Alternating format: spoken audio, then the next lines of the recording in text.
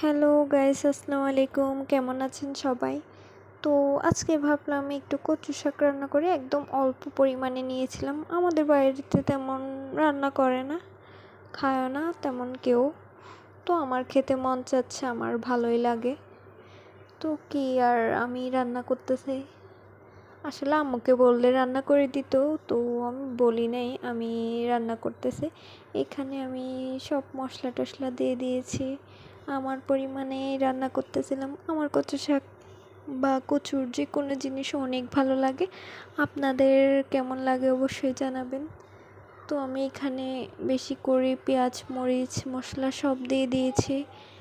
তারপরে যে এখন ভাগার দেব বেশি করে রসুন আর পেঁয়াজ দিয়ে। তারপর এগুলো ভালো করে লাল লাল করে নিয়ে তারপর দিয়ে দিলাম। এখানে একটু আচার দিয়েছি যাতে গলায় না ধরে, অবশ্য গলায় ধরে না কচু শাক। তারপরে এই যে কচু শাকগুলো দিয়ে দিচ্ছিলাম। আর গাইস, সত্যি বলতে অনেক মজা হয়েছিল।